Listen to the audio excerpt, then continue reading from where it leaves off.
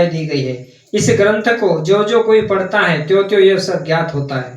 कहते कि जो जो भागवत पढ़ता रहता है या हम सुनते हैं तो हमें भगवान के कर्म जो दिव्य है, जन्म जो दिव्य है, इसके बारे में हमें समझने लगता है। जो जो पढ़ता है तो समझ में आता है।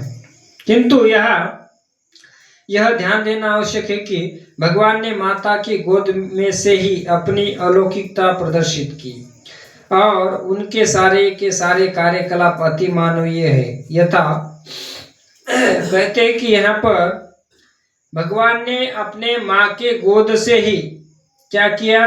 अलौकिक कार्य प्रदर्शित किया। जब भगवान प्रकट हुए ना,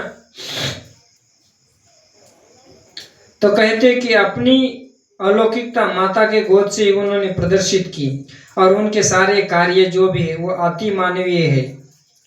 जैसे यथा 7 वर्ष की आयु में गोवर्धन पर्वत को उठाना।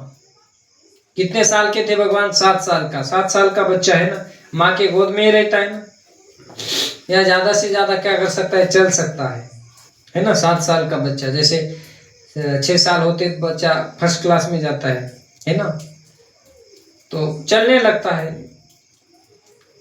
तो कहते हैं कि इन्होंने 7 साल की आयु में गोवर्धन धारण किया, 7 दिन 7 रात अपने उंगली पर। आप कोई 7 साल का बच्चा ऐसे कार्य तो नहीं कर सकता है। तो ये कहते भगवान के दिव्य कर्म, इसे दिव्य कर्म कहा जाता है। तो कहते कि और ये सारे कार्य उन्हें वास्तविक पूर्ण पुरुषोत्तम भगवान सिद्ध करते हैं। यह जो भगवान ने कार्य किया है, कहते कि ऐसे कार्य करने के कारण यह कार्य ही सिद्ध करते हैं कि यह पूर्ण पुरुषोत्तम भगवान कृष्ण है।